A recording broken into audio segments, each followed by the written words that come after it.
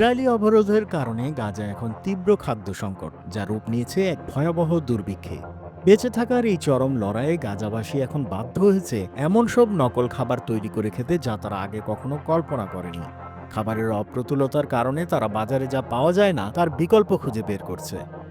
গাজার বাসিন্দা, গল্পকার এবং স্বেচ্ছাসেবক দিমা ফায়াদ আল জাজিরায় তার পরিবারের এই করুণ কাহিনী তুলে ধরেছেন।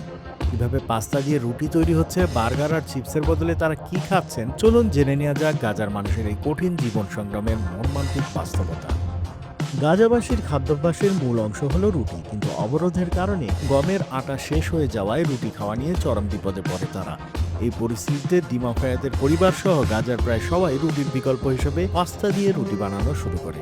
কারণ তখন বাজারে ফল, সবজি, ডিম, পনির, মুরগি বা মাংস কিছুই পাওয়া যেত না।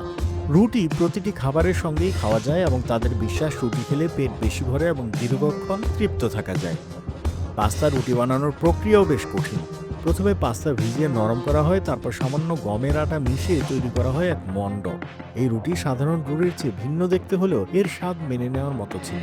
কিন্তু অল্প দিনের মধ্যে পাস্তা দিয়ে রুটি বানানোর মানুষের সংখ্যা বেড়ে যাওয়ায় পাস্তাও অপ্রতুল হয়ে পড়ে এবং এর দাম বেড়ে যায়, ঠিক যেভাবে গমের আটার ক্ষেত্রে হয়েছিল।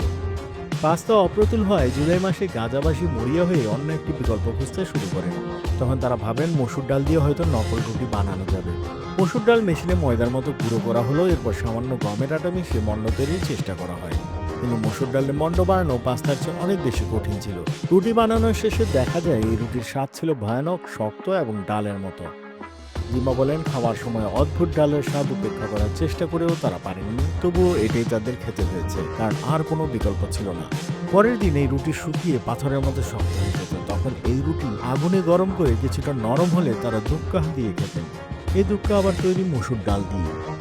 খাবারের এই চরম সংকটে গাজাবাসী নকল নাস্তা বানানোর চেষ্টা করেছে। দিমা তার বোনের কাছে গিয়ে দেখেন তিনি ক্যানের মাংস আর ডাল দিয়ে নকল বার্গার তৈরি করছেন, কিন্তু এই ক্যানের মাংস ভাজলে তা ভেঙে যাচ্ছিল। বান না থাকায় সাধারণ ফ্ল্যাট ব্রেডে শসা দিয়ে স্যান্ডউইচ তৈরি করা হয়। প্রথমে কামড়ে খাওয়াটা মোটামুটি ভালো লাগলেও পরের কামড়গুলোতে স্বাদ খারাপ মনে হয়েছিল। তবু সব বার্গারই শেষ হয়েছিল, কারণ খাবারের আর কোনো বিকল্প ছিল না। অন্যদিকে ত্রাণের হালুয়ায় পানি ও কোকো মিশিয়ে তৈরি করা হয় চকলেট স্প্রেড, আর নোনতা নাস্তার জন্য পাস্তা ভেজে মশলা ছিটিয়ে নকল চিপস বানানো হয়। এমনকি বাদামের বিকল্প হিসেবে ছোলা ভেজে তাতে মশলা মিশিয়ে তৈরি করা হয়েছিল নকল বাদাম। এসব খাবার তৈরির জন্য খোলা আগুনে ঘন্টার পর ঘন্টা পরিশ্রম করতে হয়।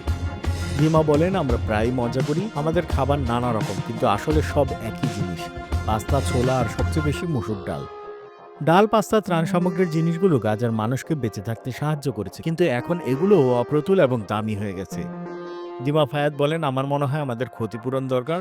যখন এই ভয়ানক অবরোধ শেষ হবে তখন তিনি সব ধরনের তাজা খাবার, ফল, সবজি, ডিম, মুরগি সবকিছু খেতে চান। ক্ষুধায় মাথা ঘুরে যাওয়া প্রতিটি মুহূর্তের জন্য এবং প্রতিবারের খাবারের সময় শুধু ডাল সামনে থাকার জন্য ক্ষতিপূরণ চান দিমা।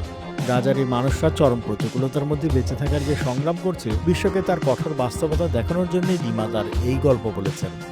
গাজাবাসীর এই করুণ জীবন সংগ্রাম আপনার মনে কি দাগ কাটলো? জানাতে পারেন কমেন্টে। আন্তর্জাতিক অঙ্গনের সকল খবর, আপডেট ও বিশ্লেষণ জানতে সাবস্ক্রাইব করুন বাংলা ফ্লো ইউটিউব চ্যানেল।